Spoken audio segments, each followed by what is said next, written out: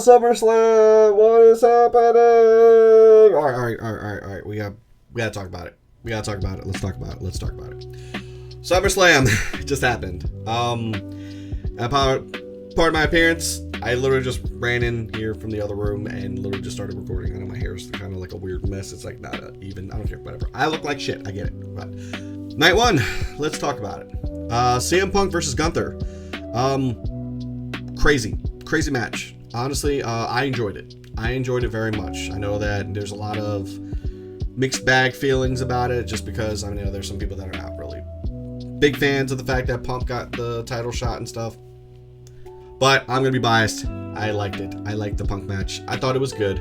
I think that it was great heel work for Gunther. I think that both of them, the brutality in the match was definitely very well done. I think that both superstars laid it out there in every way possible.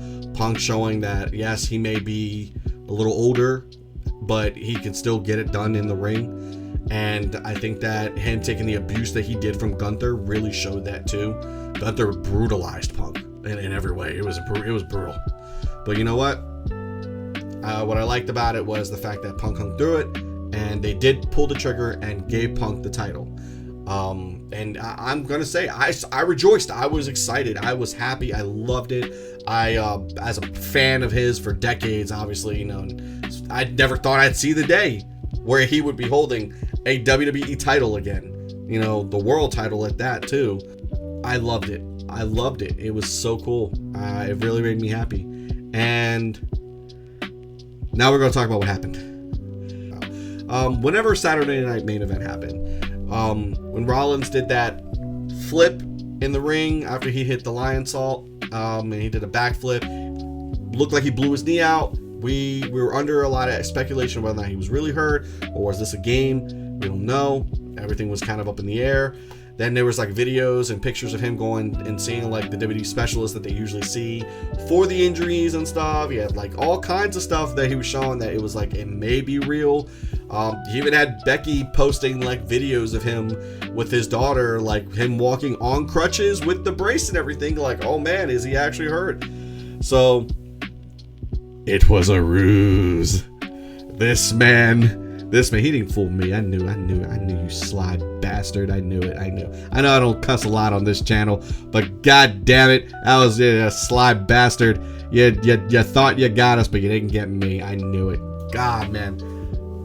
He came out, crutches and all, music, everything. We're thinking maybe he's just coming out just to warn Punk, like, oh, I have this for a few more months, sir. I will be coming for that belt. Don't get too attached. And then we noticed that Heyman was still standing on the stage as Rollins is walking away. And then Rollins then sits up straight, throws the crutches, slow turns around, and rips the brace off. It was a ruse. He fooled everybody. He lied.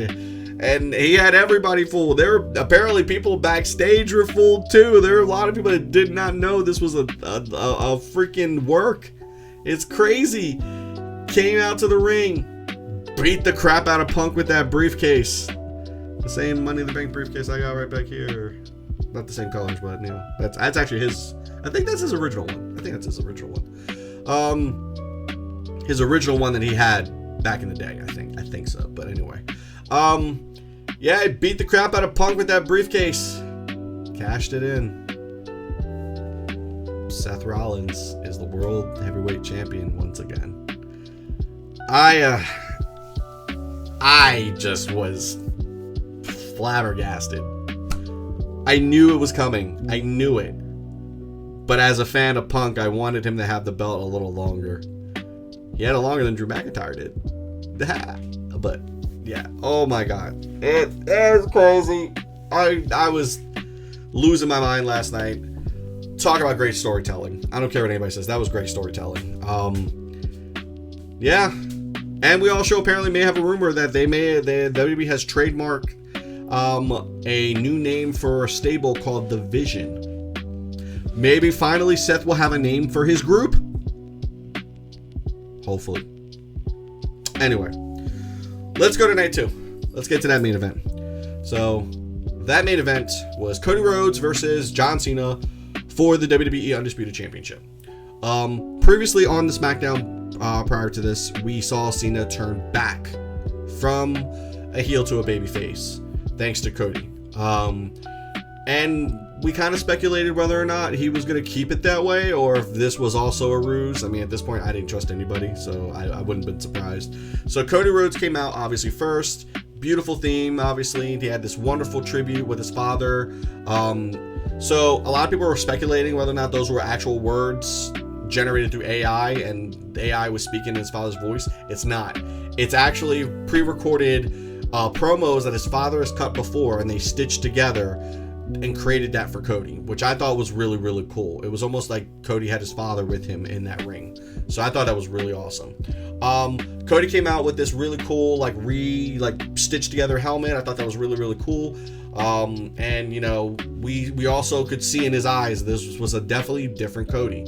He was a lot darker. Looks like he was ready to fight to his maximum, like ready to pull the trigger if needed in any way possible. Then we had Cena come out, and Cena came out with his dark theme.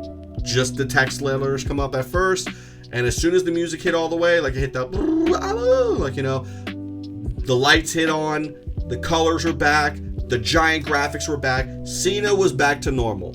He came out, towel in hand, told the cameraman, "You ready for a run?" Ran to the ring, gave us the nostalgic old John Cena back. It's old Cena. We loved it. We love to see it. These two laid it out there. This street fight was crazy. It was near fall after near fall after near fall. All types. They literally threw everything in, like, except the kitchen sink at each other. In that sense, I hate using that analogy, but that's literally what it was. I'm sorry, I'm jumbling my words because I'm still like, I can't believe what happened.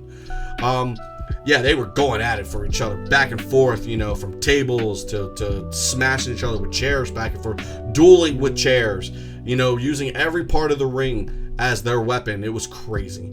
Also, one cool moment was that they ended up taking their fight into the crowd.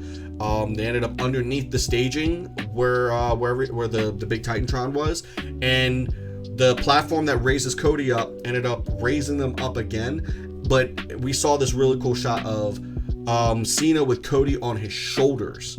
Like, he obviously just beat the crap out of Cody down there. And then he ended up like throwing him on with an AA onto the stage, then dragging his carcass back to the ring. These guys were going back and forth. It was crazy. Honestly, it was near fall after near fall, special move after special move. Like, these guys really were pushing the limits of what they physically could do. And I loved it. I loved seeing this because we're not going to get this again. This is the last time we're going to see something like this from John Cena. You know, I mean, well, potentially. You know, we'll get to that in a second. But ended up getting to a point where Cody ended up taking the bottom of the bottom turnbuckle, like the holding off, and ended up like beating Cena with that. And at one point, Cena then started choking Cody out with the ropes. And then Cody reversed it and started choking Cena out with it. And we just didn't know which way the match was going to go. Who was going to win? I honestly, at one point, could tell you I didn't know who was going to walk away with this. I thought Cody might walk away with it. At one point, I thought Cena was going to walk away with it. And at one point, I stopped caring because it was just a good match. These guys were beating the crap out of each other. It ended up with Cena taking I want to say it was like a super face buster. I'm not really entirely too sure, but definitely kind of like a super face buster into a table with Cody hitting a couple crossroads.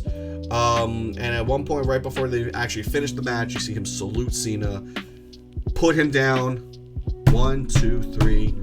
Cody Rhodes is our undisputed WWE champion once again. Love it or hate it, I don't care. It was a great match. Great match. Great storytelling. I was happy with it. I was happy. Can't take anything away from either one of those guys. They laid it out there. They did. Obviously, they are going to be beat up and sore for days. But you know what? Kudos to both of them. They couldn't have done anything better, honestly.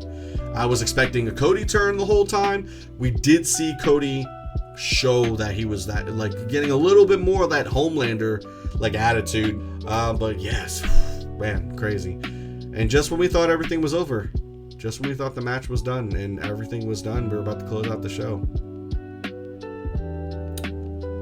A familiar beast made his appearance.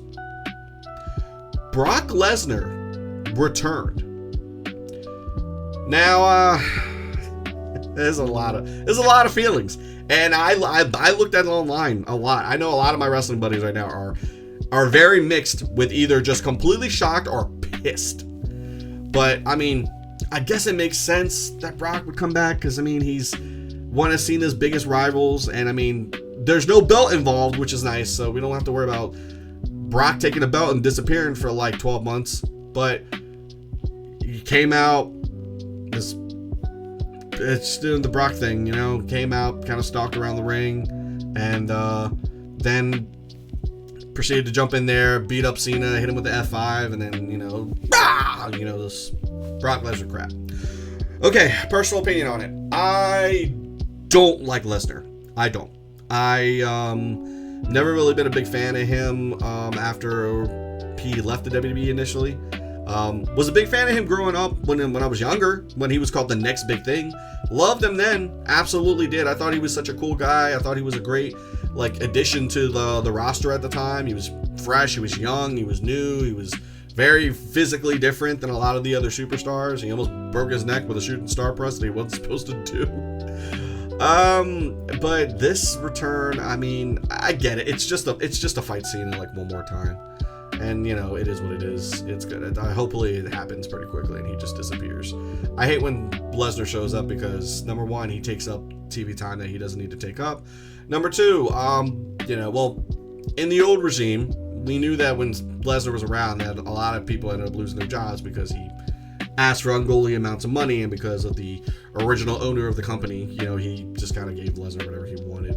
So, but I'm not a huge fan of his return. I could think of literally 15 people on the roster that I would have rather see Cena fight. You know, because I mean, looking back, I mean, I've never really enjoyed a Cena versus Lesnar fight. I'm not gonna lie to you, it's not. You got there's always the fun talks about Cena is the 5 moves of doom guy. Lesnar's no different. Lesnar's probably less than that. I mean, what? Just suplex, and then F5. That's it. It's 2 to 3 moves. That's it. I don't know. I'm not really excited about the future with whatever he ends up doing, but we'll see what happens when that time comes. That's kind of it, though. I think SummerSlam was a great match. I think this was a decent SummerSlam. I think it was really good. I think Night 2 definitely dominated way more because they had way more stipulation matches. Overall, I'll give SummerSlam give it an 8.5 out of 10. 8.5 out of 10. And it was still very good. But that's it. That's kind of all I wanted to talk about real quick. But thank you guys for watching. And I'll be back with another video soon. Peace.